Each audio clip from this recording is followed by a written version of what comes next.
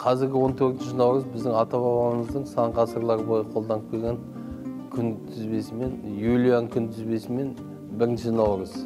Яғни 1918 жыл 24 қаңтарда Владимир Ульянов, яғни Лениннің Юлиан күн тізбесін Гагарин күн тізбесіне қосуына 13 күн қосып, екеуін бірлестіруіне байланысты осы 14 наурызға қазір көрісіп жүрміз. Бұрында 1 наурыз күні көрісіп жүрді. Үлкен адамдар туған күндерін білмеген кезде 1 наурыз деп, одан кейін 14 наурыз деп жаңағы паспорттарына жазылып жүрді. Сондай бұл Хud пайғамбардың қауымы ат қауымына жіберілген 8 күндік азапты желдің 1 күні. Осы желден бәріміз қырылып, жоқ болып кетеміз бе, Алланың азабына шыдай аламыз ба, шыдай алмаймыз ба? Алланың алдына барып қалсақ, осы өмірдегі өкпе, реніш, назымыз болса, оны о дүниеге Алланың алдына алып кетпейік, осы дүниеге қалдырайық, татуласып кетейік.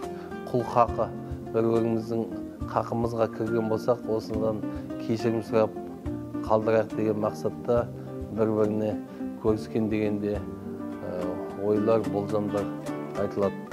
Бұл онда мейрам емес, керісінше жаңағы Алланың алдына баратын күнді ойлап, қиямет күнін ойлап, құл хақы деген бір-бірінің хақысына байланысты күнәдан құтылу үшін жасалған амал болып та келеді. Және жазғы тұрымғы жел жардай атанды жығады. Жуанның жіңішкеріп, жіңішкенің үзілетін шағы ұзын сарының уақыты деп халқымыздың айтып жүретіні. Мінекей осы 8 күндік жел, бұл Алланың рахымымен келсе, оңтүстіктен өкпек жел тұрып, өкпек жел жылылықтап береді. Оның орнына суық жел келетін болса, өзі қыстан жүдеп жадап әрең шығып тұрған мал жаңа құлап көтерген болып үлкен жұтқа ұшырайтын болған екен.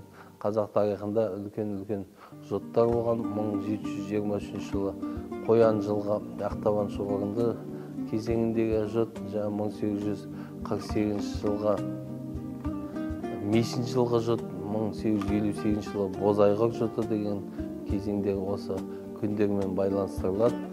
Батыс өлкесі біздің мал бағатын, біздер егін егетін немесе отырықшы халыққа емес, біз мал бағатын аймақ болып есептелеміз. Мал бағатын аймаққа бұл уақыттар өте үлкен мейрам.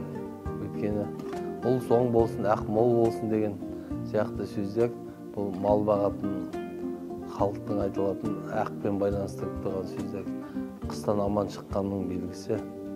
Үлкен қиындықтарды тастап, жастар үлкендерге амандасып, соғымнан сыбаға таратып, бір-бірін қонаққа шақырып, мәре-сәре болып, үлкен қуанышқа, зор қуанышқа кенелетін күндер.